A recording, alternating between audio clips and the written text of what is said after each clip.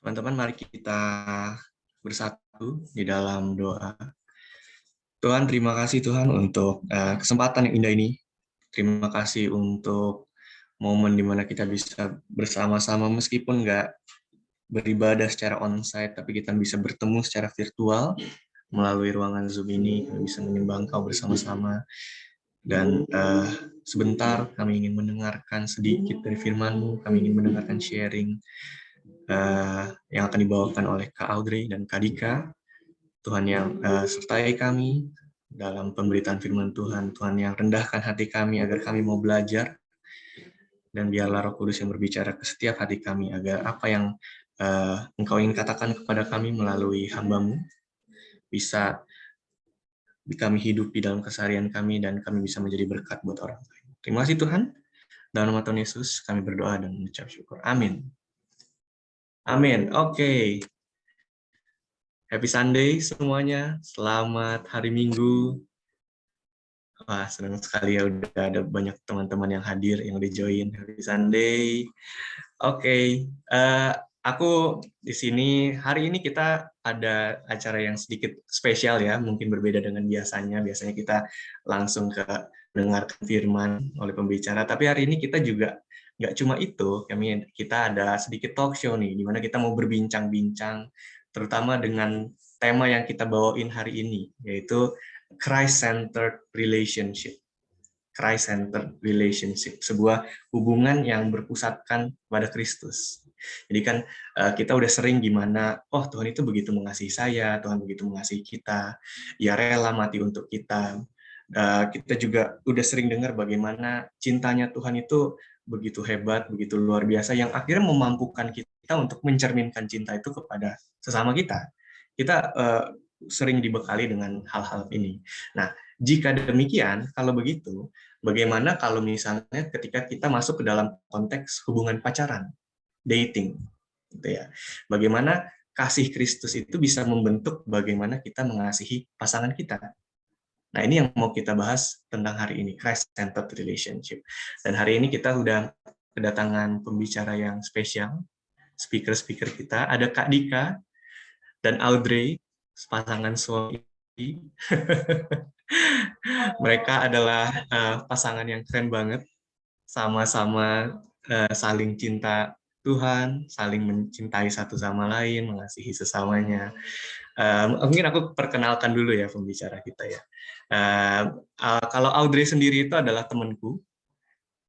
Waktu aku kuliah di psikologi ya, bisa dibilang Audrey itu juga seorang bunda gitu ya, karena dia juga jadi ketua divisi di mana aku berorganisasi.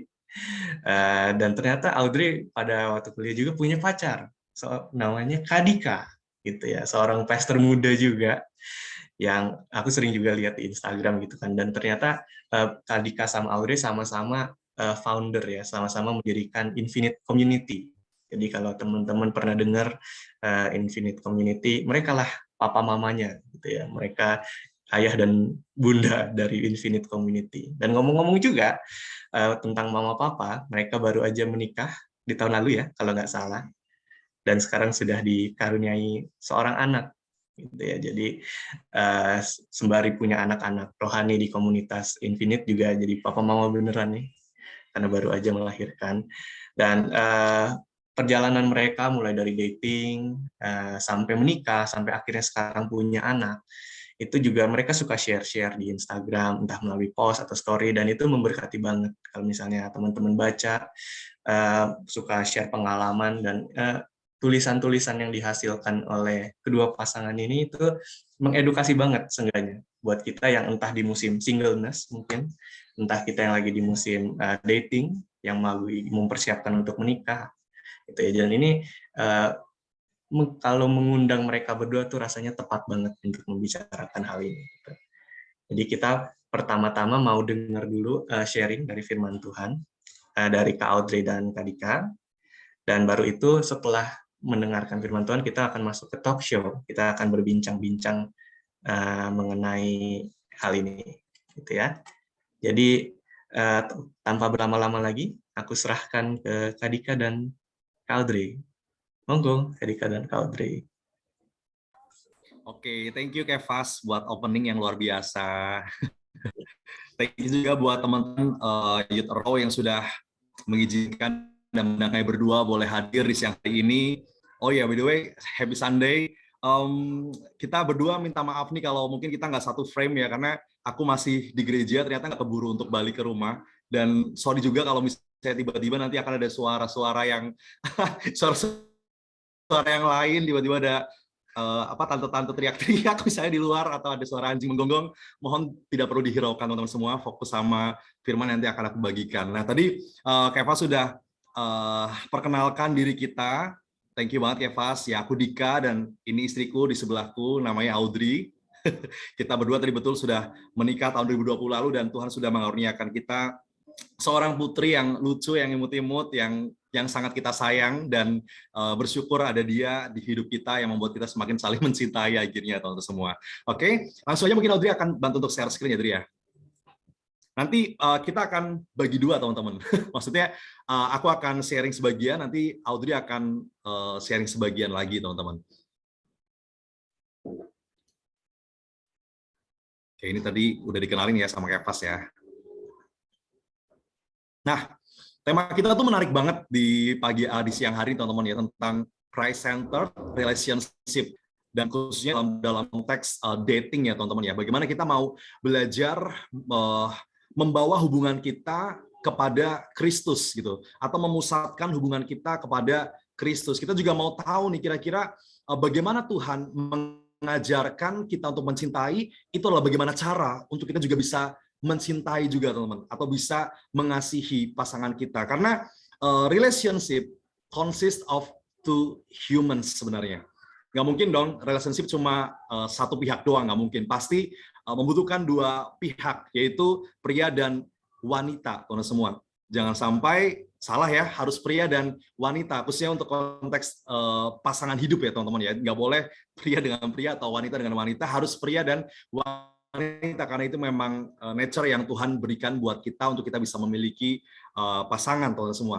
Nah, untuk kita bisa memiliki Christ-centered relationship membutuhkan dua Christ-centered orang juga. Maksudnya harus ada dua pihak yang memiliki kesamaan, memiliki satu paradigma yang sama, memiliki satu prinsip yang sama, yaitu Christ-centered. Baik pria maupun wanitanya, dua-duanya harus Christ-centered juga, supaya menghasilkan Christ-centered relationship.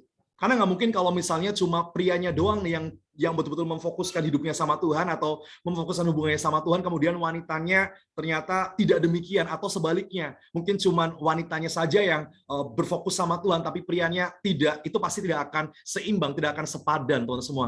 Artinya membutuhkan kedua belah pihak untuk mereka bisa sama-sama memiliki keinginan atau kerinduan, atau mungkin paradigma yang sama dalam memfokuskan hubungan mereka kepada Tuhan, teman-teman semua.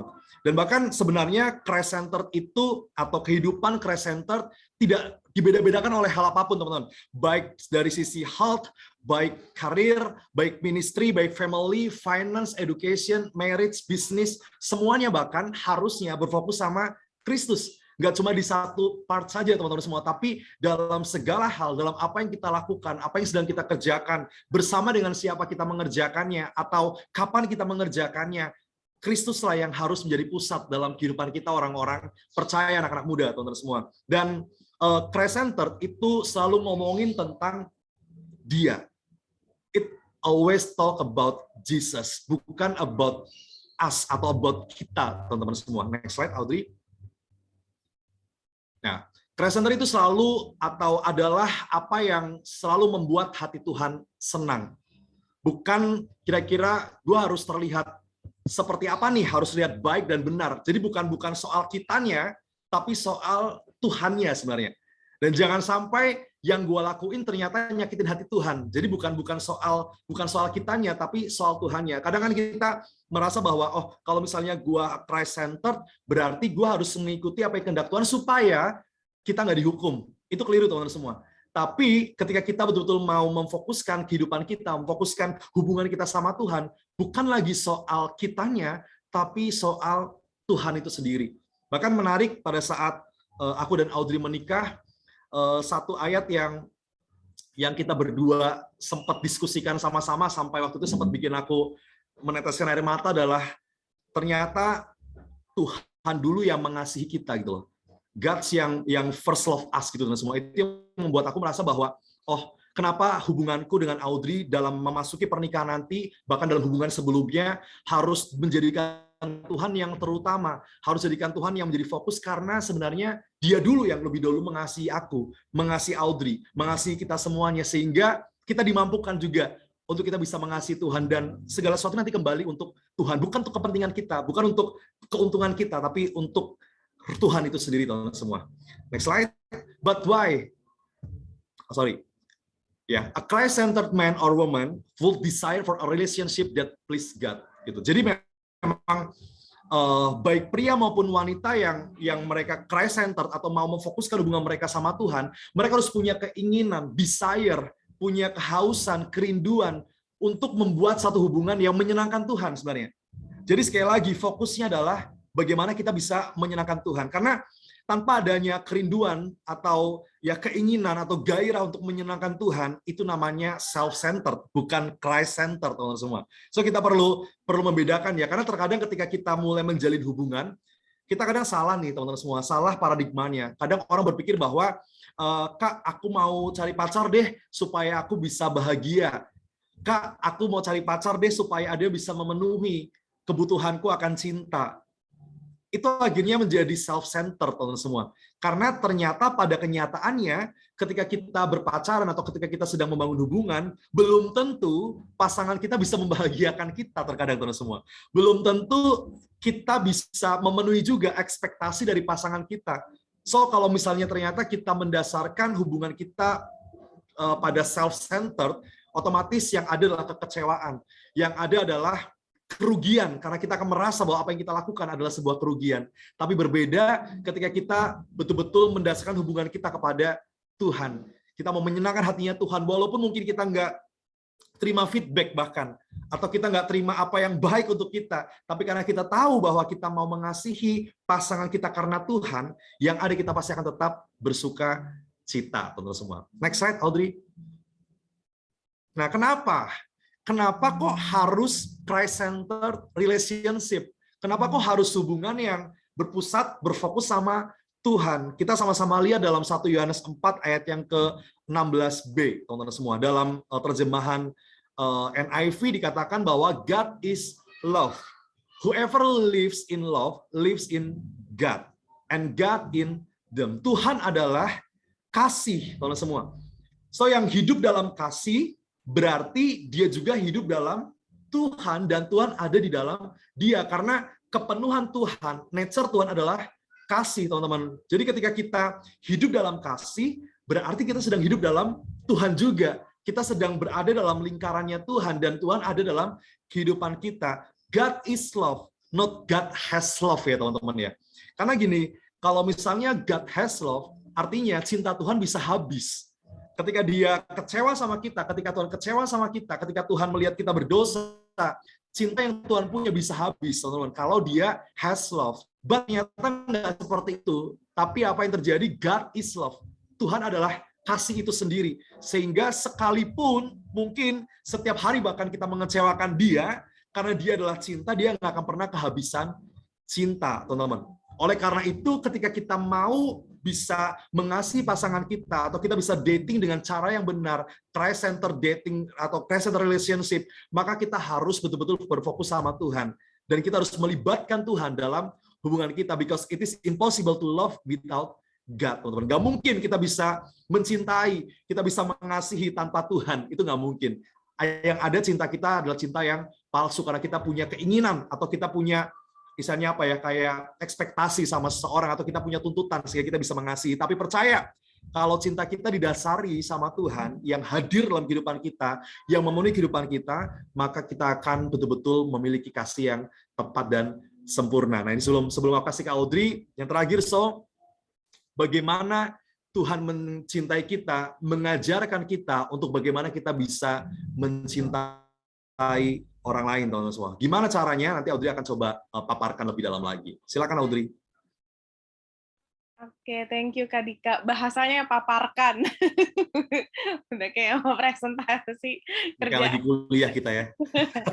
Iya, tadi kenapa sih kita ngomongin Christ Centered itu teman-teman supaya kita tahu dulu ya apa sih nih yang disebut Christ Centered, apa karena kita orang Kristen jadi apa-apa selalu Christ, Christ, Christ. Tapi ternyata beda gitu ya teman-teman dan penting banget tahu bahwa kenapa tadi ada kayak area-area kehidupan dikasih tunjuk karena banyak yang berpikir kayak masa sih Tuhan peduli banget istilahnya siapa misalnya jodoh gua atau misalnya Tuhan emangnya ini banget ya sampai kayak gua pacaran kayak diurusin kayaknya nggak gitu amat deh atau misalnya Tuhan mungkin ya sibuk lah ngurusin yang lain gitu apa gerejanya gitu tapi enggak teman-teman justru Tuhan itu saking mengasihinya kita seluruh area kehidupan kita tuh dia pedulikan. Nah, oke, nah lanjut lagi bagaimana nih jadinya kasihnya Tuhan tuh mengajarkan kita untuk mencintai. Nah, ini tadi ayat yang tadi ini sih yang dibilang sama Dika, ini penting banget 1 Yohanes 4 ayat 17, simple banget, we love because he first love us. Gitu. Jadi kita mengasihi bukan supaya kita dikasihi. Oke? Kita mengasihi karena kita sudah dikasihi sebenarnya, ya. Aku rasa sebenarnya kita ya mungkin kalau ditanya juga nggak ada yang ngaku, tapi mostly apalagi anak-anak muda kita tuh sebenarnya mau pacaran ya karena ini kan sebenarnya. Karena ya pengen disayang, pengen ada yang ngelus-ngelus mungkin, pengen ada yang ngajak jalan, pengen ada yang nemenin, pengen ada yang ngechat gua, pengen ada yang ngomong manis-manisin ke gua. Tapi Yesus mengubah, maksudnya Yesus meluruskan mindset kita dari apa yang dia perbuat bahwa kita mengasihi, kita pun bahkan menikah, istilahnya kalau nanti pacaran kan mau menikah kan, kalau kita pun menikah itu bukan untuk keuntungan pribadi kita, tetapi karena kita sudah mengalami kasih Tuhan terlebih dahulu. Nah itu dia kenapa perlu tahu, karena kita mau, istilahnya nih, gimana sih cara mencintai, kita bisa buat list 100 list, beneran. Tapi kita nggak akan ada kekuatan atau kemampuan untuk melakukan itu kalau kita sendiri aja nggak pernah mengalaminya. Nangkep ya? Jadi kayak bagaimana kita bisa mengasihi kalau kita aja nggak pernah merasakan dikasihi. Itu semua cuma jadi kayak list aja gitu. Kita nggak akan mampu mengasihi. Nah, inilah pentingnya kita mengalami dulu nih, experience it dulu. Nah, yang pertama, apa sih yang Tuhan sudah lakukan ke kita, yang bisa kita jadikan contoh? Tuhan menunjukkan bahwa a good lover is a good forgiver. Ini penting banget, karena banyak yang orang berpikir nih, oh kalau misalnya dia dari Tuhan, misalnya dia jadi pasangan kita, dia pasti nggak akan nyakitin kita. Tapi itu salah banget teman-teman. Pasti justru akan nyakitin. Namanya pasanganmu, dia sebaik apapun. Mau kita sebaik apapun, bahkan dia anak Tuhan pun, bahkan pendeta pun, misalnya deh, kayak Dika pendeta gitu ya. Orangnya baik. Tapi pasti akan selalu ada satu saat di mana dia akan nyakitin. Nyakitin aku sebagai pasangannya. Dan itu nggak bisa dihindari. Maksudnya mau kita berusaha hindari pun ada aja gitu saat dimana kita akan berantem, kita akan bertengkar gitu. Nah, kalau misalnya kita nggak mampu mengampuni atau kita simpen terus, itu yang bakal jadi kita simpen, kesannya nggak kita ini nih, kesannya nggak apa-apa. Tapi karena kita nggak selesaikan, nanti jadi kayak bom, tiba-tiba entah 5 tahun lagi, 10 tahun lagi, 15 tahun lagi, kita nggak tahu. Tapi itu akan terus kesimpan. Makanya kita perlu menjadi seorang pengampun yang baik jika kita ingin menjadi a good lover. Nah, di sini ada dari Kolose 3 ayat 13, kita bisa sama-sama baca. Sabarlah kamu seorang terhadap yang lain, dan ampunilah seorang akan yang lain, apabila yang seorang menaruh dendam terhadap yang lain. Sama seperti Tuhan telah mengampuni kamu, kamu perbuat jugalah demikian. Forgive as the Lord forgave you. Tuhan nggak bilang, ampunilah dia karena dia layak diampuni, mungkin. Tetapi Tuhan bilang, ampunilah sebagaimana aku mengampuni kamu. Jadi patokannya Christ. Patokannya bagaimana Tuhan udah mengampuni kita. Karena banyak sebenarnya kalau dibilang, banyak orang yang nggak layak diampuni sebenarnya. Tapi Tuhan yang memberi, tapi karena kita sudah merasakan terlebih dahulu, kita tahu bahwa kita nggak layak diampuni sama Tuhan, tapi Tuhan mengampuni kita, Tuhan menerima kita dengan segala kejatuhan kita, itu yang akan membuat kita mampu mengampuni orang lain. Teman-teman, sekalipun kita orang Kristen, tapi belum tentu loh teman-teman merasa kayak udah diampuni sama Tuhan, atau teman-teman mengingat pengampunan Tuhan untuk diri kita. Nah, ini bahaya banget, teman-teman. Karena, ya, balik lagi, orang kita aja nggak terlalu merasakan kok, kayak Tuhan tuh udah nyelamatin kita dari apa, sehingga ketika nanti ada orang yang bersalah sama kita, atau bahkan pasangan kita bersalah sama kita juga nggak akan mampu untuk menyalurkan pengampunan itu, karena kita juga nggak merasa pengampunan Tuhan ke kita itu sebesar itu, se-wow itu. Gitu loh, menurut kita ya udah kita jalanin aja. Oh ya puji Tuhan, terima kasih Tuhan sudah selamatin aku, tapi kita nggak tahu sebesar apa pengampunan Tuhan. Itulah pentingnya mengalami Tuhan terlebih dahulu. Gitu. Nah, mungkin nanti teman-teman bisa punya waktu sendiri untuk merenungkan sih seberapa besar sih pengampunan Tuhan sama diri kita. Gitu. Oke, yang berikutnya. Nah, yang berikutnya adalah bagaimana kita bisa mengasihi. Nah, konsepnya itu adalah what can I give, not what can I take. Apa sih yang bisa aku berikan, bukan apa sih yang bisa aku dapatkan. Kalau misalnya kita lihat simpelnya dari Matius 22 ayat 38, yang pertama kan dibilang hukum yang terutama adalah kasihilah Tuhan Allahmu. Tapi yang hukum kedua dibilang kasihilah sesamamu manusia seperti dirimu sendiri. Nah, kasihilah sesamamu manusia seperti dirimu sendiri. Atau bisa dibilang, kasihilah pasanganmu seperti dirimu sendiri. Nah, permasalahannya adalah, apakah kita sudah mengasihi diri kita? Nah, iya kan teman-teman? Jadi, ini penting memang, ini kenapa ya, kalau bisa dibilang tuh pacaran memang sebenarnya untuk orang dewasa. Bukan umurnya ya teman-teman, tapi jiwanya dewasa. Kenapa? Karena kalau misal jiwa kita jiwa kita belum dewasa, mungkin kita tuh masih kosong dari kasih, gitu loh. Sehingga karena hati kita kosong, love bank kita masih kosong, kita itu akan pacaran itu hanya untuk mengisi diri kita, gitu loh. Tapi kalau misalnya kita sudah bisa mengasihi diri kita terlebih dahulu, kasih itu penuh dan akan secara alamiah akan mengalir untuk mengasihi orang lain, untuk mengasihi pasangan kita. Kita akan berpikir, apa ya yang bisa gue kasih ke dia? Mungkin kasihnya nggak dalam bentuk uang ya teman-teman, ini bukan ngomongin tentang uang, tapi misalnya, apa sih kasih, kalau misalnya kayak love language, teman-teman tahu, mungkin kita memberikan secara service, gitu loh. Kita kasih atau secara kata-kata, secara quality time, kita berikan kepada pasangan kita.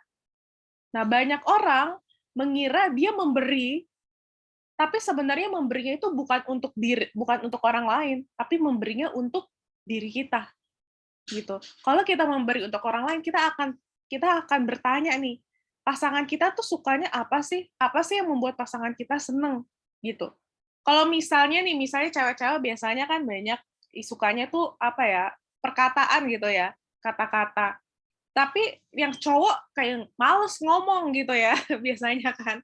Kayak chat juga males atau apa, ngapain sih harus kayak gitu-gitu amat. Dia juga tahu kalau gua cinta sama dia, kayak gitu. Padahal yang dibutuhin sama ceweknya itu adalah kata-kata. Nah, tapi kita bilangnya cinta, tapi kita nggak mau mencintai sesuai dengan kebutuhan dia, gitu loh. Nah, itu kan sama aja berarti. Berarti kita tuh merasa mencintai, tapi sebenarnya hanya untuk kenyamanan diri kita doang, bukan untuk pacar kita atau pasangan kita. Nah, ini penting, teman-teman, supaya kita belajar kalau kita mau mengasihi pasangan kita lihat, apa sih sebenarnya yang dimauin sama pacar kita, bukan apa yang kita mau. Kita ngelakuin tapi suka-suka kita. Nah, itu jangan begitu ya, teman-teman ya. Oke. Nah, yang ketiga adalah, ini yang terakhir sih. Yang ketiga adalah pray for his or her life. Ini penting, kesannya, oh gara-gara orang Kristen jadi kita harus doa ya. Tapi enggak teman-teman, bukan karena perkara kekristenannya. Tapi bagaimana doa itu bisa mengubah kehidupan seseorang. Dan itu adalah yang paling wow sebenarnya. Kita lihat di Efesus 6 ayat 18, dikatakan, berdoalah setiap waktu di dalam roh, dan berjaga-jagalah di dalam doamu itu, dengan permohonan yang tak putus-putusnya untuk segala orang kudus. Kalau bahasa Inggrisnya, be alert, waspadalah kira-kira kayak gitu. And always keep on praying for all the Lord's people. Ini bahkan dibilang sebenarnya berdoalah untuk umat Tuhan, untuk orang-orang anak-anak Tuhan. Kalau anak-anak Tuhan aja didoain, apalagi pasangan kita sendiri. Artinya nih teman-teman, kita itu nggak bisa melihat, kalau kita berpasangan, apalagi kalau misalnya kayak aku sama Dika udah menikah kayak gini, kita nggak bisa berpikir kayak, oh, nggak apa-apa kok, dia bisa berdoa untuk dirinya sendiri, kelar, kayak gitu. Atau misalnya karena Dika pastor gitu ya, pendeta, oh dia udah lebih inilah daripada gua, doanya, kayak gitu, nggak perlu lagi gua doa-doain. Padahal, semua orang itu kan punya ada titik kelemahan, teman-teman. Semua orang itu bisa aja lagi ngerasa down. Dan kita tuh sebagai pasangan adalah sebagai kayak tiang. Sebagai tiang atau sebagai kayak penjaga-penjaganya lah, kayak trampolinnya gitu loh. Kalau dia jatuh, jangan sampai dia jatuh kayak bener-bener habis gitu loh. Hancur, berantakan. Tapi kita sebagai pasangannya harus merasa, oh gue juga harus menjaga dia. Apalagi kalau misalnya kayak yang cewek pengennya biasanya, gue maunya gue yang dijaga, gue pengennya gue yang diajar, gue pengennya gue yang dituntun, gue pengennya pokoknya selalu tentang gue, kayak gitu. Tapi peran kita tuh apa kalau gitu di hubungan ini, gitu loh. Peran kita nggak cuma cewek ya, intinya dua-duanya ini, kedua pihak, kita harus aktif berjaga-jaga dalam doa. Bukan cuma berjaga doa supaya dia nggak selingkuh, bukan teman-teman. Tapi untuk kehidupan dia, untuk keluarga dia, untuk pekerjaan dia, untuk sekolahnya dia mungkin, itu kita doakan. Terutama juga untuk kerohaniannya dia. Gitu.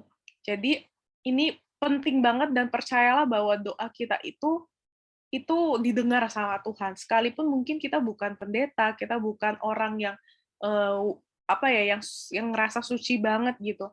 Tapi terus berdoa. Hati kita berdoa untuk pasangan kita. Itu kalau kita mengasihi dia. Jadi itulah cara kita mencintai seperti bagaimana Tuhan mencintai kita. Bahkan Yesus aja, yang Tuhan itu sendiri aja berdoa. Berdoa untuk murid-muridnya. Jadi itu Tuhan mengajarkan. Tuhan menjadi teladan bahwa kalau aku aja berdoa untuk kalian, terutama lagi kita juga berdoa untuk pasangan kita, gitu ya. Karena kan pasangan kita kan kalian anggap spesial kan ya, bahkan mungkin lebih dari teman. Nah itu makanya kita penting untuk berdoa. Nah mungkin nanti bisa selanjutnya kita omongin lebih detail pas nanti Q&A ya. Oke. Nah jadi kesimpulannya teman-teman, bukan hanya relationship ini bukan hanya tentang the right way. Jadi bukan, kalau tadi pertanyaannya adalah bagaimana sih, tapi sebenarnya bukan hanya the right way, tapi tentang orang yang tepat, but the right person most of all. Nah ini supaya teman-teman, aku kasih kesimpulan seperti ini juga, supaya teman-teman juga tahu nih, karena kadang ada orang yang memang dia ingin mengasihi seperti Yesus mengasihi, tapi ternyata kepada orang yang tidak tepat. Nah, itu juga jadinya mental juga nih, semua kasih kita juga akan ya percuma atau sia-sia aja kalau orangnya itu bukan yang daripada Tuhan. Gitu. Nah, ini kira-kira gini ya, teman-teman ya, supaya simpelnya sebelum kita selesai. Nah, jadi seperti yang tadi, kalau kita ingin punya hubungan yang Christ-centered, me-nya, akunya, harus jalan ke Tuhan dulu nih. Nah, yang pasangan kita, the one-nya, juga harus jalan ke Tuhan. Nanti kita ketemu di tengah-tengah, teman-teman. Jadi bukan yang di garis merah ini ya, bukan kita nge-skip God-nya, bukan kita nge-skip Tuhan-nya, tapi kita sama-sama berjalan ke Tuhan, dianya juga berjalan Tuhan, dan kita ketemu sama-sama di tengah. Itulah yang membentuk Christ-centered relationship, gitu teman-teman. Jadi ini juga menjadi pengharapan juga, mungkin ada yang belum pacaran juga, masih single, nggak apa-apa tetap mendengarkan ini, supaya kita tetap mempersiapkan. Oh, berarti nanti dari awal banget aku harus ngambil langkah yang benar nih. Aku harus datang ke Tuhan dulu nih. Pasti nanti ketemu sama pasangan yang tepat, sama pria, sama wanita yang tepat, ketika aku udah datangnya ke Tuhan itu sendiri. Gitu. Oke, paling itu aja dari Dika dan juga dari aku. Nah, mungkin boleh aku serahkan kembali kepada Kefas. Thank you semua. Oke, thank you Kak Audrey dan Kak Dika buat sharingnya. Dan kita mungkin akan berbincang-bincang lebih jauh ya tentang hal ini biar kita lebih detail. Teman-teman kalau ada yang mau nanya juga silahkan. Oh ya, buat teman-teman, kemarin kan kita juga udah ngumpulin pertanyaan-pertanyaan ya melalui IG. Tapi nggak menutup kemungkinan kalau teman-teman juga mau bertanya di Zoom ini. Jadi kalau mau bertanya secara langsung boleh silahkan buka mic, atau kalau malu-malu di chat juga nggak masalah. Gitu. Nanti kita bisa tanyakan ke pembicara kita. Nah, mungkin aku juga pengen sedikit ini ya, mengulang sedikit, karena tadi statement-nya menarik banget. Two Christ-centered humans akan menciptakan Christ-centered relationships. Karena berarti ini kan mengindikasikan kalau oke, sebelum gua berpacaran, sebelum gua mungkin mencari pasangan hidup, calon orang yang ingin kita cintai, perlu ada semacam pembenahan diri juga ya, Kak Dika, Kak Audrey. Karena rasa-rasanya tuh kalau salah satu nggak Christ Center, salah satu cuma satu bahkan mungkin yang Christ Center menjadi sebuah pasangan yang apa ya, mungkin nggak seimbang kali ya bahasanya. Ya, ya. Dan ini aku rasa menjadi penting banget ya buat kita, dan mungkin seperti kata-kata rasanya pastor-pastor terkenal suka sering mengucapkan gitu ya, sebelum menjadi orang yang sebelum menjadi misalnya pengen punya pacar yang setia, ya tentunya kita juga perlu menjadi orang yang setia terlebih dahulu gitu ya. Gimana mau mencari pasangan yang kita inginkan kalau kita juga nggak berusaha mengedukasi diri, berupaya untuk menjadi pasangan yang baik juga. Dan itu aku rasa pesan yang penting juga buat kita. Dan keren banget gitu ya, kita dipaparkan juga mengenai Christ-centered-nya dulu apa, lalu masuk ke Christ-centered relationship yang tadi Audrey bawakan juga, dan itu memberkati kita banget sih. Jadi thank you. Dan mungkin aku mau request juga nih, Kak Dika dan Kak Audrey, karena kalau nggak salah aku ingat, di salah satu post Audrey, kalau nggak salah Audrey pernah cerita.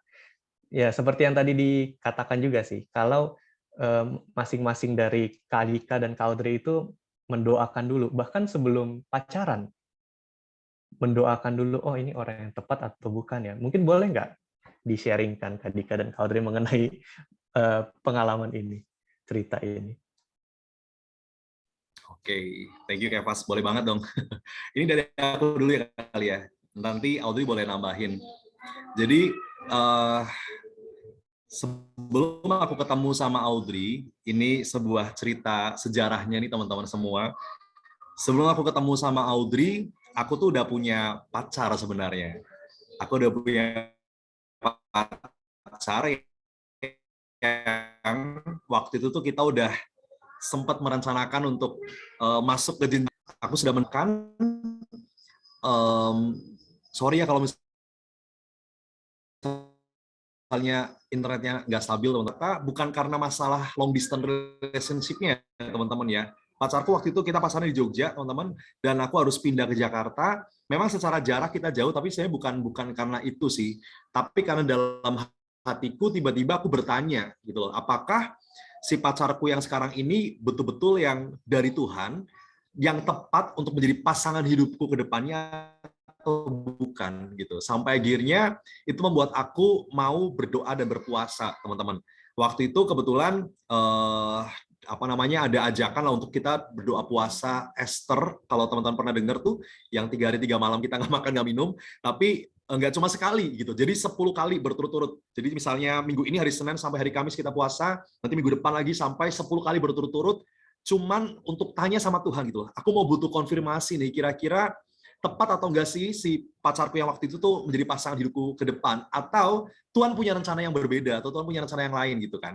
Sampai gininya ketika dalam perjalanan aku berpuasa, ya secara spiritual juga aku mengalami kedekatan dengan Tuhan, hubunganku dengan Tuhan juga kayaknya semakin dekat ya, karena aku betul-betul berdoa sungguh-sungguh, aku betul-betul nyembah, aku betul baca Alkitab, banyak waktu untuk aku bersekutu dengan Tuhan, dan membuat rasanya aku lebih intim dengan Tuhan. Dan nggak jarang Tuhan kasih kayak impresi dalam hatiku, atau mungkin Tuhan kasih vision dalam penglihatan yang aku dapatkan istilahnya, dan aku coba uji berkali-kali teman-teman, sampai akhirnya singkat cerita aku teguh bahwa maksudnya ada peneguhan bahwa si mantanku itu bukan pasangan hidupku gitu. Maksudnya bukan yang nantinya akan menikah bersama dengan aku gitu. Sampai akhirnya ya aku memutuskan untuk mendoakan Audrey.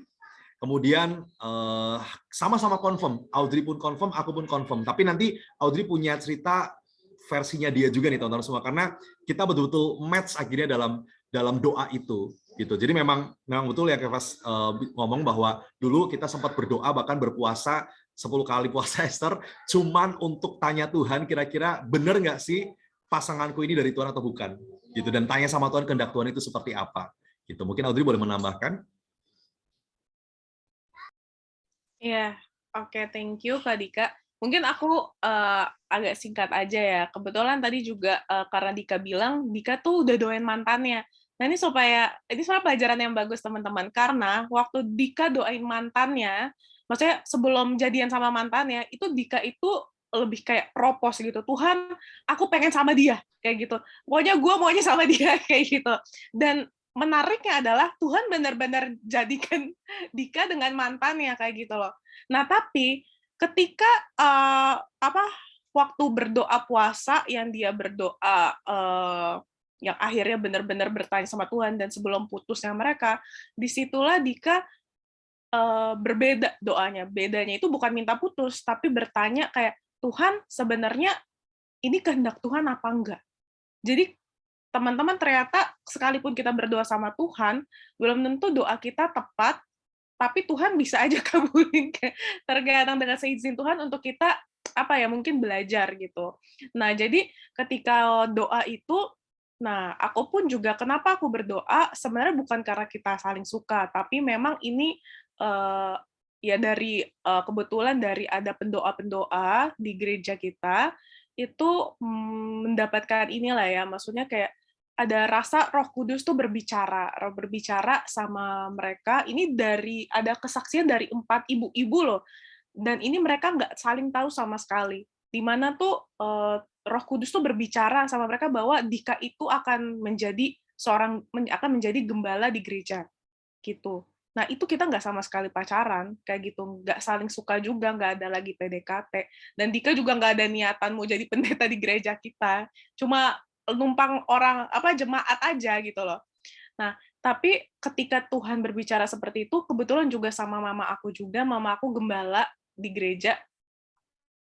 Nah, artinya berarti kan maksudnya Dika yang akan meneruskan penggembalaan gitu kalau dari apa yang didapatkan oleh pendoa-pendoa ini. Nah, disitulah mamaku juga berdoa dan mamaku mendapatkan bahwa memang Dika ini Tuhan pilih untuk meneruskan penggembalaan, tapi lewat juga menikah dengan anaknya mamaku, yaitu aku, karena aku satu-satunya cewek gitu kan. Nah disitulah mamaku nggak langsung kayak hore ye ayo jadi gembala, enggak, tapi mamaku juga terus berdoa dan menguji, dan juga mamaku ngasih tahu ke aku kayak gitu, ngasih tahu ke aku, Dri coba kamu doakan Dri, kayak gitu. Dan aku jujur waktu itu pas aku kuliah, aku lagi masa single. Tadi kan Kevas lagi ngomongin masa single, dan aku ngerasa aku tuh happy banget ketika aku single. Aku nggak ngerasa aku butuh pacar kayak gitu loh. Sehingga pas dibilang gitu, gue nggak yang kayak nafsu misalnya kayak, oh itu beneran ada jodoh dari Tuhan kayak gitu, nggak sama sekali. biasa aja gitu kan. Aku ngerasa ya udah kalau dari Tuhan ya nanti aja gitu misalnya. Tapi inilah pentingnya teman-teman ketika kita tuh hidupnya berfokus sama Kristus. Di situ aku berpikir kayak kalau memang dari Tuhan dan Tuhan berbicara kepada pendoa-pendoa ini, kenapa Tuhan kasih taunya saat itu? Kenapa Tuhan nggak kasih taunya 1 tahun lagi, 2 tahun lagi? Kenapa harus pada waktu itu gitu loh? Itu pertanyaan aku kan. Sehingga aku mikir, pasti Tuhan itu ingin aku ngelakuin sesuatu. Dan aku takut kalau Tuhan tuh pengen aku ngelakuin sesuatu, tapi aku tidak lakukan. Sehingga itu yang membuat aku pun juga akhirnya memutuskan untuk kayak, gue harus doa puasa nih. Berdoa puasa bukan supaya Dika putus, enggak. Berdoa puasa juga bukan supaya dia jadi pacar aku, enggak. Tapi berdoa puasa itu adalah untuk mendekatkan hati aku sama hati Tuhan. Supaya kayak Tuhan, apa sih yang Tuhan benar-benar mau gitu. Dan singkat ceritanya adalah ternyata aku mengerti sekarang setelah udah ngelewatin doa puasa itu, yang tadinya aku berdoa puasa sebenarnya berdoa untuk tentang ya hal pasangan ini, ternyata ketika aku berdoa puasa malah Tuhan tuntun aku untuk berdoa untuk buat banyak orang gitu. Misalnya nih, kayak tadinya aku berdoa untuk kayak Dika gitu tentang keluarganya atau apanya. Nah, lalu Tuhan kayak ngingetin aku tentang mungkin teman aku pas SMP, teman aku pas SMA, dan itu akan menuntun aku jadinya aku berdoa gitu loh. Berdoa untuk orang-orang itu. Sampai aku yang harusnya mungkin cuma doa 10 menit teman-teman, aku bisa doa tuh sampai 1 sampai 2 jam tiap hari, dan itu nggak dibuat-buat. Nggak kayak paksa supaya lama gitu, enggak. Tapi di situ aku ngelihat sesuatu yang aku tadinya nggak seperti itu ketika aku nggak berpuasa gitu loh. Jadi Tuhan tuh pakai cara berdoa ini yang aku pikir ini tentang aku sama Dika, ternyata bukan. Tapi ternyata ini tentang bagaimana Tuhan itu mau memakai tentang hal pasangan ini adalah untuk menumbuhkan diri aku dan juga diri Dika secara spiritual, secara keimanan, supaya kita semakin lagi kuat dan juga semakin dekat sama Tuhan. Nah, itulah kira-kira intinya, dan ya intinya juga ya setelah itu putus, lalu kita juga akhirnya jadian, tapi tentunya jadian pun kita nggak hanya modal kayak ini ya teman-teman karena oh ya dia dari Tuhan, enggak, tapi kita pun juga secara aktif kita juga berusaha untuk saling dekat, saling kenal, saling mencintai lah gitu dengan yang benar-benar memang ini ya maksudnya sesuai psikologis juga secara emosional, bukan hanya bukan hanya bahasanya karena Tuhan aja kayak gitu sih kira-kira. Mungkin Wow. ada pertanyaan lagi? Jadi ketika dua individu yang memutuskan untuk ini ya menjadi Christ-centered humans gitu, bahkan ternyata hubungannya ujung-ujungnya nggak cuma balik lagi ke hubungan itu doang, tapi bahkan juga bisa menjadi berkat buat orang lain, bahkan mendoakan orang lain. Iya. Dan aku rasa ini sesuatu yang perlu kita usahakan juga gitu, yang perlu kita mau dengan sengaja latih bersama-sama untuk menjadi pribadi-pribadi yang Christ-centered, sehingga kita bisa menghasilkan relationship juga yang Christ-centered. Dan dari situ bukan tentang hubungan kita doang aja jadinya, tapi juga bagaimana hubungan kita mengharumkan nama Tuhan, memberkati orang lain yang ada di sekitar kita, dan wow, keren banget sih. Thank you, Kak Audrey dan Kak Dika buat sharing cerita-ceritanya. Dan mungkin karena beberapa pertanyaan juga udah masuk ke kita ya melalui IG, mungkin kita bisa tanyain ya ke Kak Dika dan Kak Audrey. Nah, mungkin pertanyaan pertama dulu nih. Dan ini mungkin pertanyaan pertama agak lucu sih, karena agak curhat sebenarnya, bukan pertanyaan. Tapi ini agak menarik juga, karena berhubungan dengan apa yang tadi sempat dibahas mengenai Christ-centered relationship. Katanya begini, oh aku udah baik misalnya sama pasangannya, berarti ya sama pacarnya, udah entah itu baiknya nggak tahu lah apa, tapi dia bilang udah baik, tapi masih ditinggal, dan si cewek lebih milih orang yang brengsek tapi good looking. Dia bilang begitu. Nah, mungkin ada respon nggak dari Kak Audrey atau Kak Dika? Dia udah baik, dia merasa dia udah melakukan yang baik lah, dia nggak nakal, mungkin nggak lirik cewek lain atau nggak apapun lah definisi baiknya, tapi katanya dia masih ditinggal sama si cewek dan milih orang yang sebenarnya lebih jahat tapi lebih good looking. Nah ini gimana nih Kak Dika, Kak Audrey? Iya, gampang jawabannya. Ya berarti bukan the right person. Tadi kebetulan aku pas akhir-akhir juga ngomong ya, terkadang sekalipun kita melakukan yang terbaik bahkan dengan cara Tuhan, tapi kalau misalnya dia bukan orang yang tepat juga ya mental aja gitu loh. Jadi penting juga tuh teman-teman, bukan cuma hanya cara, tapi dari awal dengan orang yang tepat supaya waktu kita juga nggak terbuang sia-sia sebenarnya. Karena ya balik lagi, kasihan di kitanya sebenarnya. Sekalipun kecuali kita ya maksudnya udah benar-benar kayak, oh pengampun banget gitu ya, jadi kayak, oh nggak apa-apa kok aku menghabiskan 2 tahun, 3 tahunku dengan orang yang salah, kayak gitu. Nanti aku ampuni juga kok, aku nggak akan sakit hati, misalnya kayak gitu. Tapi kalau misalnya kita nggak mau menghabiskan waktu kita dengan sakit hati, pilihlah orang yang tepat. Ya kalau misalnya kayak tadi kasusnya, ya udah kejadian, dijadikan pelajaran aja sih. Disyukuri sih sebenarnya. Berarti kalau misalnya dia memilih orang yang apa ya, yang kurang baik atau tidak lebih baik dari kamu misalnya atau bahkan jahat gitu, ya berarti maybe ya dia bukan ya pasti dia bukan orang yang tepat untuk kamu sih. Disyukuri aja nggak apa-apa. Kamu pasti dapetin yang tepat daripada Tuhan. Kayak gitu. Kak Dika mungkin mau tambahin? Oke, boleh. Sorry tadi tiba-tiba kelempar teman-teman. Nah, kalau dari aku sendiri sebenarnya apa ya? Hal yang perlu disyukuri banget malah kalau misalnya Tuhan seseorang itu sebelum kita masuk ke jenjang yang lebih dalam ya teman-teman ya. Artinya kalau misalnya mungkin kita merasa kita sudah berbuat baik tapi ternyata si karakter dari orang yang kita sukai atau kita cintai ternyata nampak jelas nih bahwa dia kok tiba-tiba ngejauhin gua dan tiba-tiba cari orang yang lebih bagus lagi, lebih maksudnya secara penampilan, secara fisik dan bahkan hidupnya pun menjadi berantakan dan seterusnya. Berarti itulah cara Tuhan untuk Tuhan bisa menjauhkan kita dari orang-orang yang tidak tepat sebenarnya. So ini merupakan satu cara Tuhan untuk kita bisa selamat sebenarnya teman-teman. Selamat dari hal-hal yang nantinya akan menimpa kita gitu loh, hal-hal buruk yang bisa menimpa kita gitu. Dan tadi Audrey juga sudah bilang jelas bahwa ya mungkin juga Tuhan mau supaya kita nggak buang-buang waktu, buang-buang sakit hati dan sakit perasaan cuman gara-gara kita punya hubungan yang tidak sehat teman-teman. Lama-lama aku yakin kalau misalnya kamu jadi sama si cewek itu bisa jadi hubungan kalian adalah hubungan yang tidak sehat gitu loh, atau kalau zaman sekarang dikenal sebagai toxic relationship gitu kan, satu sama lain saling menuntut, saling menyakiti dan akhirnya malah ya kita makan hati, malah kita bisa stres, depresi dan lain sebagainya gitu teman-teman. Itu sih yang aku bisa tambahkan. Oke, thank you Kak Dika. Dan sebenarnya ini menjadi agak bisa kita refleksikan ya, karena balik lagi kan tema kita adalah Christ-centered, bukan self-centered. Dan aku agak tergelitik sebenarnya dengan kata-kata, oh aku ini udah baik loh, aku udah baik loh, tapi kok dia masih tinggalin ya, aku udah setia, tapi kok dia masih ninggalin.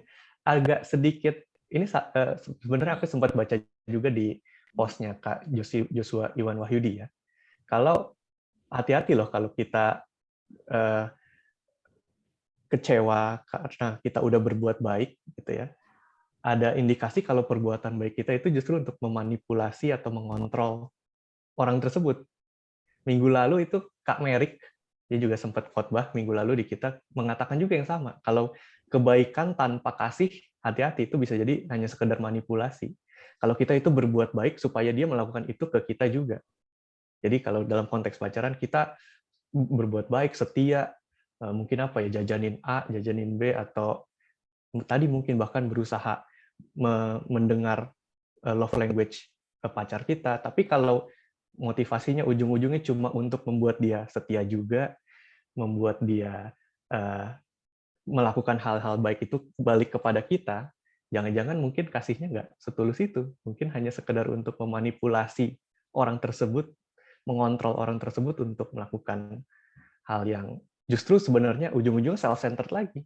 buat kita berbuat baik kepada pacar untuk kepentingan kita, dan itu sekali lagi bukan contoh dari Christ-centered ya, tapi malah self-centered, dan kita mau mengusahakan bagaimana kita memusatkan hubungan kita di dalam Kristus. So, oke, thank you Kak Audrey, Kak Dika. Mungkin kita next pertanyaan selanjutnya nih. Ini juga kita masuk ke pertanyaan yang agak umum gitu ya. Tadi kan Kak Dika sempat juga mention di rada awal gitu ya, kalau hubungan itu antara laki-laki dan perempuan. Nah, kalau gitu ini pertanyaannya sebenarnya laki-laki perempuan, tapi boleh nggak sih kita ngungkapin perasaan suka sama yang mungkin berbeda keyakinan, beda agama? Karena ini kan menjadi problem juga, karena nggak sedikit lah kalau kita ada pengalaman-pengalaman kalau kita bisa suka sama sahabat kita yang ternyata beda keyakinan, beda agama, karena udah sering bermain bersama, saling ketemu, ya jadi akhir-akhirnya timbul rasa suka gitu kan. Nah, gimana pandangan Kak Dika dan Kak Audrey dengan mungkin berpacaran dengan orang yang berbeda keyakinan? Oke. Kalau buat aku sendiri sebenarnya masalah keyakinan ini adalah masalah yang paling krusial dan paling utama yang harus menjadi standar gitu kan ya teman-teman ya. Walaupun mungkin ya kita tidak bisa menutup kemungkinan bahwa ada banyak orang-orang di luar sana yang mereka menikah atau mereka berpacaran beda agama, lalu kemudian pasangannya ikut menjadi seorang percaya misalnya. Ya tidak menutup kemungkinan seperti itu, cuman rasanya sangat jarang ya teman-teman ya. Dan supaya kita lebih safe, lebih aman, kenapa nggak kita cari aja yang seiman gitu loh. Karena ya iman itu kan sebuah pertaruhan kalau mau dibilang. Apakah ke depan kita akan betul-betul bisa berjalan di dalam Tuhan atau enggak, itu kan tergantung dengan iman gitu. Orang yang Kristen pun belum tentu mereka punya iman yang benar dan tepat juga masalahnya gitu. Apalagi orang yang tidak sama sekali percaya kepada Tuhan atau bukan pengikut Kristus. Itu sudah jelas kalau bisa ya itu bukan kualifikasi kita lah gitu loh teman-teman semua. Walaupun mungkin sekali lagi nggak menutup kemungkinan Tuhan mungkin panggil kita untuk menyelamatkan mereka gitu loh. Tapi ya kita harus strong dulu nih secara iman gitu. Cuman kita kan nggak bisa memastikan seberapa kuat kita bisa bertahan. Jangan sampai justru malah kita yang ditarik ke mereka gitu loh. Itu yang berbahaya sebenarnya. So buat aku secara pribadi, ini pendapat pribadi teman-teman ya. Buat aku secara pribadi, masalah iman, masalah keyakinan itulah kualifikasi utama untuk kita bisa memilih pasangan hidup. Setelah itu baru mungkin ada standar-standar yang lain yang kita punya gitu, dan tentunya sesuai dengan kehendak Tuhan ya teman-teman ya. Itu sih kalau dari aku. Audrey mau nambahin mungkin? Iya. Sebenarnya kalau ditanya boleh atau enggak, ya sebenarnya ya silakan aja sih kalau mengungkapin ya maksudnya. Tapi kayak pertanyaan mengungkapkan itu untuk apa? Maksudnya mau jadian gitu atau cuma mau ngungkapin doang? Kan gitu ya misalnya gitu kan. Nah, tapi sebenarnya sih ya, sebenarnya balik lagi kalau misalnya kita refleksi aja sih ke diri kita. Sebenarnya tuh kita ini memang merasa diri kita tuh anak Tuhan yang ingin hidupnya Christ-centered atau tidak gitu. Karena kita pendeta pun kita nggak bisa maksain jemaat, nggak bisa maksain anak-anak rohani kita untuk kamu hidup Christ-centered gitu. Itu harus dari pilihan diri kita sendiri. Atau bahkan kalau tadi bahasa di ininya desire gitu loh. Ada keinginan untuk nyenengin hati Tuhan. Jadi itu udah nggak balik lagi pertanyaannya sebenarnya boleh atau enggak misalnya. Karena kalau boleh atau enggak nanti bisa yang disalahin kita nih, yang bilang oh boleh, oh enggak gitu. Tapi kira-kira nih kalau misalnya memang kita mengasihi Tuhan, apakah itu menyenangkan hati Tuhan atau tidak? Kecuali kita ya nggak peduli hati Tuhan, ini terserah aja, nggak apa-apa gitu loh.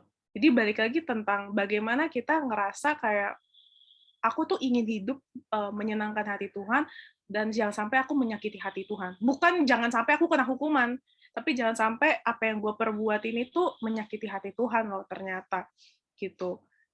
Itu yang perlu ini sehingga kalau misalnya kita berpikir itu akan membantu kita. Bahkan nanti ya, anggaplah misalnya ini bukan soal tentang beda agama. Kita pacaran sama anak Tuhan pun misalnya ada godaan untuk ya misalnya seksual atau apa, itu kan bukan pertanyaan lagi kayak boleh nggak ciuman atau apa, boleh nggak ini atau enggak kayak gitu, boleh nggak ya have sex di luar nikah atau enggak gitu misalnya, ya itu bukan soal boleh atau enggak lagi, tapi kira-kira itu menyenangkan hati Tuhan atau enggak gitu. Nah, itu bisa yang jadi ini di hidup kita aja sih, teman-teman.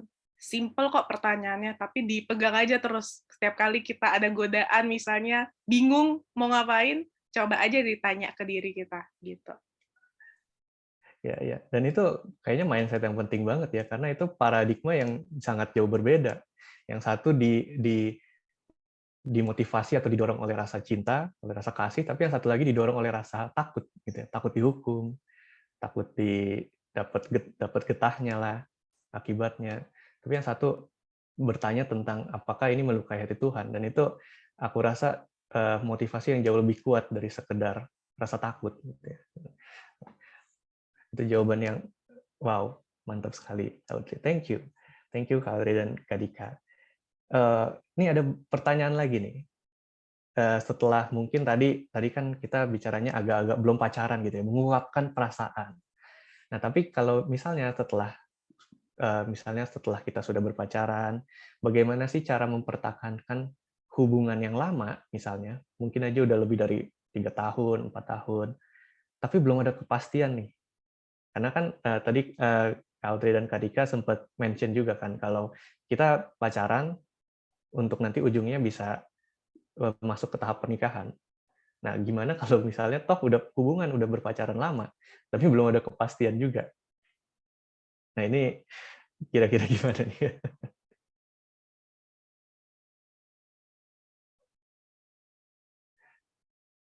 Siapa dulu? Oke. Nah, karena memang sekali lagi ya, setiap boleh ya. Oke. Karena memang hubungan yang sejati, hubungan yang berhubungan kehendak Tuhan pasti selalu berfokus sama Tuhan itu sendiri ya, teman-teman ya. Artinya ketika mungkin kita sudah punya relationship yang lama dengan pacar kita, tapi belum ada kepastian, hal pertama yang perlu kita lakukan, kita berdoa sama Tuhan gitu loh. Kita berdoa sama Tuhan mengenai kira-kira kapan waktu yang tepat untuk aku bisa menyampaikan suatu hal yang lebih intim, misalnya tentang yuk kita menikah, atau ajakan yang lebih spesifik ya teman-teman. Kita bisa doakan sama Tuhan, atau bahkan mungkin bisa tanya sama Tuhan, kira-kira Tuhan, setelah hubungan yang aku saat ini sudah lalui, beberapa tahun aku sudah lalui, apakah memang sebenarnya Tuhan menghendaki atau enggak sih gitu, atau jangan-jangan memang sengaja Tuhan meluaskan hubungan kalian lama dan tidak ada kepastian karena memang Tuhan punya pesan tersendiri gitu loh di dalam hubungan tersebut. Dalam tanda kutip mungkin Tuhan tidak menghendaki gitu untuk kalian bisa melanjutkan ke pernikahan. Oleh karena itu, hal yang pertama yang paling penting adalah kita berdoa dan kita tanya sama Tuhan. Hal yang kedua adalah diskusikan, teman-teman semua.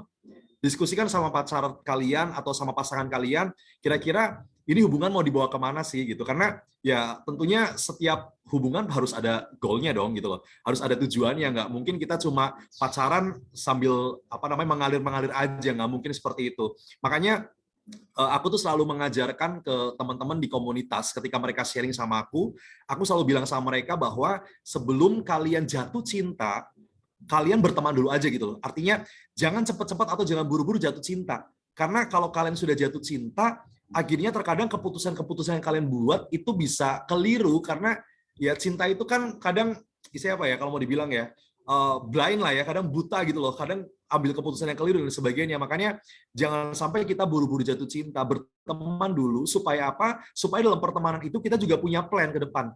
Gitu. Nah, kebetulan aku tadi baru khotbah tentang planning and preparation juga, teman semua. Bagaimana dalam segala hal yang kita lakukan, kita mesti punya persiapan dan perencanaan dan persiapan supaya jelas mau kemananya gitu loh. Jelas goalnya itu apa, jelas tujuannya itu. Mau awal bilang sama pasangan kita bahwa aku mau pacaran sama kamu untuk tujuan menikah ya, so kita harus lebih serius lagi dalam hubungan. Mungkin itu akan lebih enak gitu loh. Tapi kalau memang sudah terlanjur punya hubungan yang lama, ya mungkin bisa didiskusikan kayak so kita mau seperti apa, mau nggak kita berdoa bareng, kita tanya Tuhan bareng yuk, kira-kira apakah Tuhan mau kita menikah secepatnya, atau ada yang Tuhan lakukan buat kita, atau cara lain yang Tuhan mau berikan buat kita sama-sama yuk gitu. Atau mungkin kalau memang sudah berdoa, ya langsung tentukan aja kira-kira gimana kita mau menikah. Kadang tuh rata-rata orang menunda pernikahan karena masalah finansial, teman-teman. Ya, orang menunda pernikahan karena masalah finansial yang katanya belum siap lah, atau belum mapan lah, dan seterusnya. Tapi aku mau bilang teman-teman semua, aku percaya kalau hubungan kita itu berasal dari Tuhan, Tuhan yang akan menyediakan segala sesuatu yang bahkan kita nggak minta, Tuhan bisa sediakan semuanya, teman-teman. Karena ini pengalaman aku dan Audrey juga ya. Waktu dulu kan kita pacaran masih merintis bisnis lah dan lain sebagainya, tapi ternyata semakin tajam kita punya planning, kita punya preparation, di situ ada providensia dari Tuhan gitu loh. Tuhan menyediakan segala hal yang baik yang kita perlukan sampai akhirnya kita bisa menikah dan kita bisa punya keturunan, teman-teman. Gitu sih dari aku.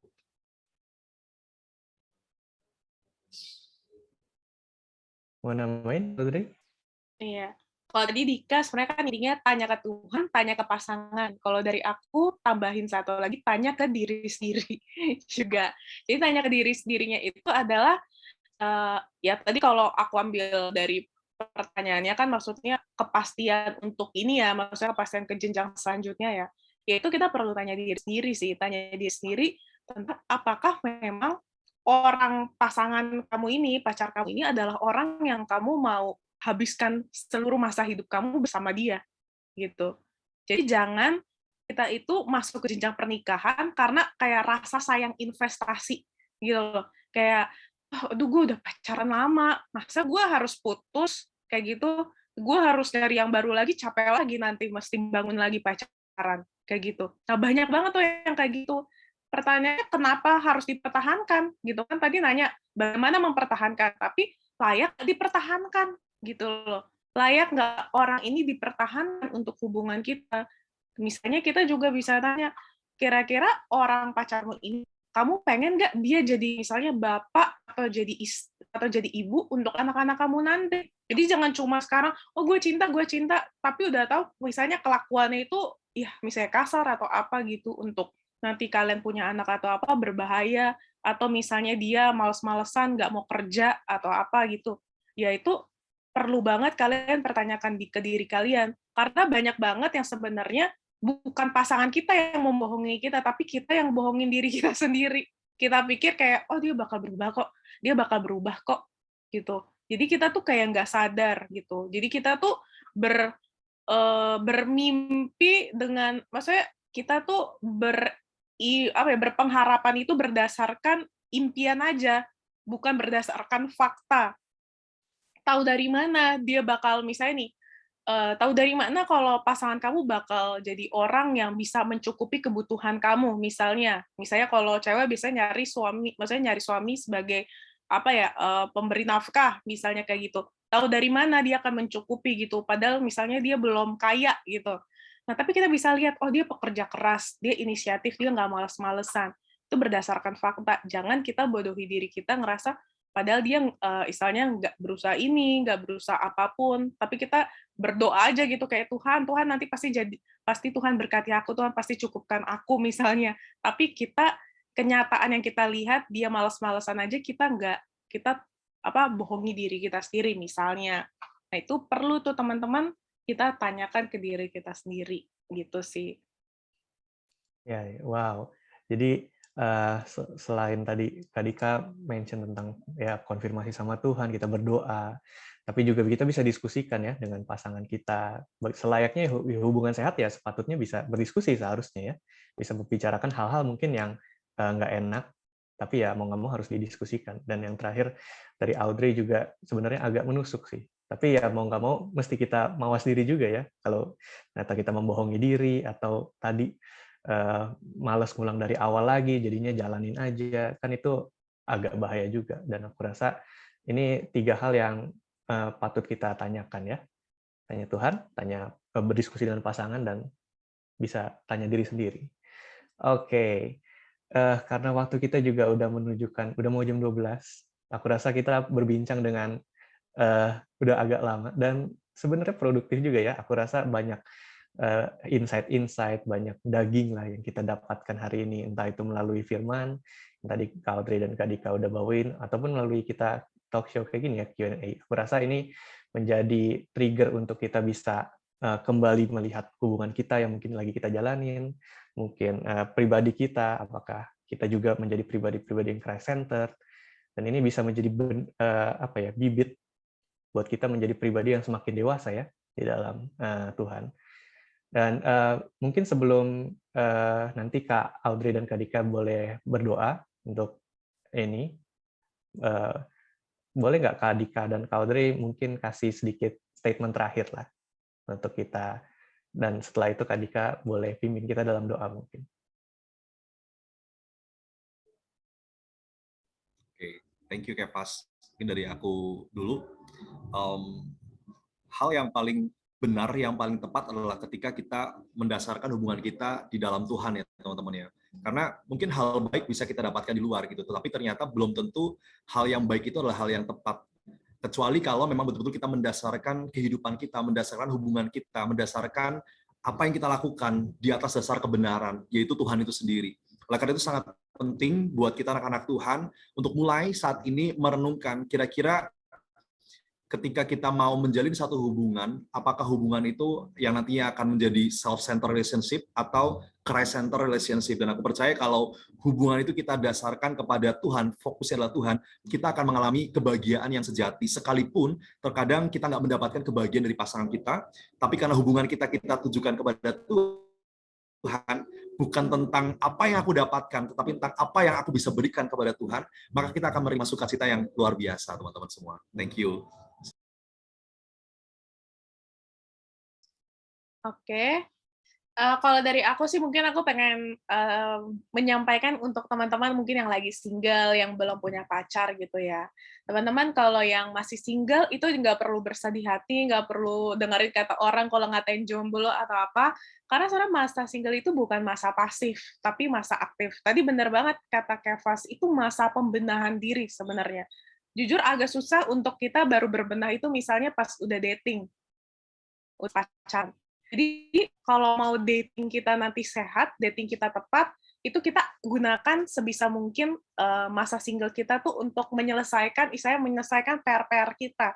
Menyelesaikan PR kita tuh misalnya nih, kayak kalau kita ada trauma di masa lalu, kita mungkin ada masalah sama keluarga yang membuat kita tuh ya ada kecenderungan, atau misalnya ada masih merasa lapar untuk secara jiwa gitu loh ya. Misalnya kita butuh atensi, butuh hal-hal lain, atau sakit hati, dendam, gampang tersinggung, semua itu tuh kita harus selesaikan dulu teman-teman PR-nya. Kalau enggak, itu nanti pas dating, itu malah jadinya jadi bukan kerikil lagi ya, tapi itu bakal jadi petasan-petasan yang sebenarnya nggak penting, jadinya hanya untuk menyakiti satu sama lain, jadi senjata malah ketika kita nanti dating. Jadi malah happy lah kalau sekarang single, berarti Tuhan masih kasih kita waktu untuk kita tuh benar-benar perbaiki waktu kita, perbaiki hati kita, dekatkan diri kita ke Tuhan. Nanti ketika kita pacaran, kita yang akan memberkati, yang akan juga mempengaruhi pacar kita juga untuk semakin dekat sama Tuhan. Kayak gitu. Paling itu aja sih dari kita, tetap semangat teman-teman. Oke, thank you Kak Dika dan Kak Audrey. Kita mengucapkan terima kasih banyak telah hadir bersama-sama kita di Youth Arrow. Kita berterima kasih. Dan mungkin boleh minta tolong Kak Dika untuk tutup sharing kita di dalam doa. Yuk, mari kita berdoa. Bapa di sorga, terima kasih kalau Tuhan sudah boleh menuntun jalannya diskusi, bahkan sebenarnya juga kayak boleh memuji dan menyembah Tuhan. Kami boleh mendengarkan firman-Mu dan kayak boleh diskusi dengan luar biasa. Terima kasih atas setiap perkenanan Tuhan. Terima kasih atas setiap pertanyaan-pertanyaan yang tentunya juga menjadi pertanyaan buat kami juga mungkin. Dan terima kasih untuk setiap hikmat yang Tuhan sudah taruhkan buat kami untuk bisa menjawab setiap pertanyaan yang ada. Kami yakin bahwa anak-anak-Mu diberkati di siang hari ini. Setiap kami juga boleh terus mau memfokuskan kehidupan kami, memfokuskan segala hal yang kami lakukan selaku dalam hal hubungan ini kepada Tuhan. Biar Tuhan yang terus bekerja dahsyat atas setiap kehidupan kami. Terima kasih Bapa, pakai setiap kami anak-anak-Mu, temukan atau pertemukan kami dengan orang-orang yang tepat, pertemukan kami dengan pasangan hidup yang tepat yang tentunya akan menjadi teman hidup kami sampai selama-lamanya nantinya Tuhan. Bahkan kalau mungkin sudah ada yang berpacaran, kayak percaya Tuhan yang terus menuntun hubungan mereka semuanya supaya hubungan mereka boleh terus terarah kepada Tuhan dan Tuhan dipermuliakan lewat hubungan mereka. Terima kasih Bapak yang baik, dalam nama Tuhan Yesus Kristus kami sudah berdoa dan mengucap syukur. Haleluya. Amin.